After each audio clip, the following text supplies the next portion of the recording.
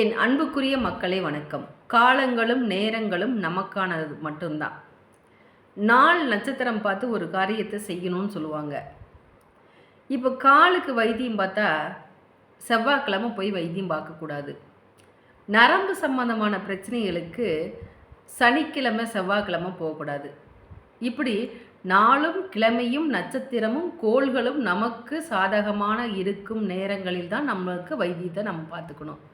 அதே மாதிரி இந்த பணம் கொடுக்கல் வாங்கல் அப்படிங்கிற ஒரு விஷயத்தில் இந்த நட்சத்திரம் இந்த நேரங்களில் தான் கொடுக்கணுங்கிற ஒரு விதியும் இருக்குது. சாயந்தரம் 6 மணிக்கு மேலே சில பொருள்கள் கூட நம்ம வீட்டை விட்டு வெளியில் போகக்கூடாது. பணம் 6 மணிக்கு மேலே பணம் வீட்டை விட்டு போகக்கூடாது. 6 to 7 மணி வரைக்கும் நம்ம யாருக்காவது இந்த உப்பு தர்றது, மஞ்சள் தர்றது, மங்களகரமான பொருள்களை மற்றவங்களுக்கு கொடுக்கறதெல்லாம் நம்ம கண்டிப்பாக தவிர்த்திடணும். இப்போ இந்த பணம் கொடுக்கல் வாங்கல் பார்த்திங்கன்னா, சுவாதி நட்சத்திரக்காரங்கக்கிட்ட இந்த பணம் கொடுக்கல் வாங்கல் அப்படிங்கிறது கண்டிப்பாக இருக்கக்கூடாது. இவங்கக்கிட்ட மட்டும் இல்லை, புனர்பூச நட்சத்திரக்காரங்கக்கிட்ட நீங்கள் ₹1 வாங்கி பாருங்கள், உங்கள்கிட்ட இருந்து ₹2 அவங்க வாங்கிக்குவாங்க.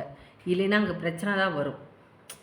அப்போது அந்த நட்சத்திரம் மட்டும் இல்லைங்க, பேர்லேயும் இந்த பிரச்சனை இருக்குது. இந்த பேர் உள்ளவங்க, ஒரு சில பேர் உள்ளவங்களுக்கு நாம் அந்த குடுக்கல் வாங்கல் அப்படிங்கிறது இருக்கக்கூடாது.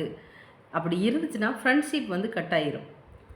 நம்ம சொல்லுவோம், உடனே பணத்தை மேலே தூக்கி பழிய போடுவோம்.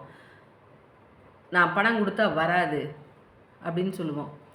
இல்லை அவனுக்கு பணம் கொடுத்தா வராது அப்படின்னு சொல்லுவோம். இதெல்லாம் யாராவது கஷ்டப்பட்டாங்கன்னா, கடவுள் நம்மளுக்கு ஆண்டவன் கொடுத்துருந்தாங்கன்னா கண்டிப்பாக அவங்களுக்கு கொடுத்து உதவி செய்யணும். அது உண்மையான காரணங்களாக இருந்தால் மட்டும். இப்படி அந்த நாளும் கிழமையும் கோள்களும் நமக்கானதே. அதை அதிர்ஷ்டமாக மாற்றிக்கொள்வதும் நம்மளுடைய அறிவு திறன்தான். இப்போ தெய்வத்துக்கிட்ட நம்ம போய் கேட்போம். ஒரு சில நேரங்களில் ₹10 தேங்காயை வாங்கிட்டு 5 சூடத்தை வாங்கிட்டு கொண்டு போய் வச்சுட்டு பல கோடி கணக்கில் நம்ம சொத்து சோகங்களை கேட்போம். அந்த சாமிக்கு மட்டும் உருவம் இருந்துன்னு வச்சுங்களேன், உருவம் இருந்து அந்த தேங்காயை கொண்டே நம்ம மண்டையை உடச்சி போடுவார். ஏன்னா மனிதனுடைய மனசு அப்படிங்க. நம்ம என்ன நமக்கு என்ன வேணுங்கிறது கடவுளுக்கு தெரியும். நமக்கு என்ன செய்யணுங்கிறது கடவுள் ஒவ்வொரு நாளும் நம்மளை பார்த்துட்டு தான் இருப்பார். நம்மளுடைய செயல்கள் ஒவ்வொன்றும் கடவுள் பார்த்துட்டு தான் இருப்பார். ஆனால் நாம் என்ன செய்கிறோம்? நமக்கு அது வேணும், இது வேணும், அப்படி இருக்கணும், இப்படி இருக்கணும் அப்படின்னு. நமக்கானது இந்த உலகத்தில் எதுவுமே கிடையாதுங்க. அதை ஒன்று நம்ம புரிஞ்சுக்கணும். இன்னைக்கு நமக்கான பொருள் அது நாளைக்கு வேறவங்ககிட்ட தான் இருக்கும். அது ஏன் இந்த உயிரே நமக்கு சொந்தம் கிடையாது, இந்த உடலுக்கு சொந்தம் கிடையாது. அப்போ உங்களுக்கு என்ன தான் சொந்தம்? உண்மையான ஆத்ம பலம், உண்மையான தெய்வத்துக்கு மேலே நீங்கள் வச்சுருக்கிற ஒரு அதிக பற்று, இந்த பிரபஞ்சத்து மேலே இருக்கக்கூடிய ஒரு தெய்வீக ஒரு ஆற்றல் மிக்க ஒரு சக்தி, உங்களுடைய எண்ண அலைகள், பிரபஞ்சத்தை நோக்கி நீங்கள் செல்லக்கூடிய ஆத்மா, இது நீங்கள் செத்ததுக்கு அப்புறமும் உங்கள் பின்னாடி வரக்கூடிய நல்ல செயல்கள், அடுத்த நொடி நம்ம இருப்போம் அப்படிங்கிறது தெரியாது.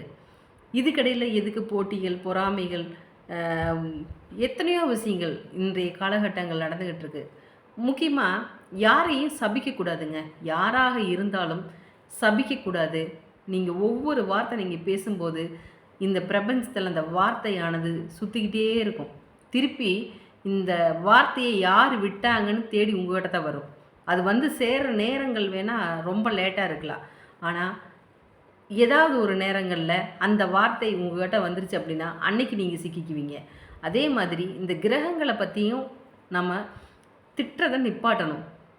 நாம் தவறு செஞ்சுட்டு கிரகங்களை திட்டுறது மிகப்பெரிய அது ஒரு பாவம்.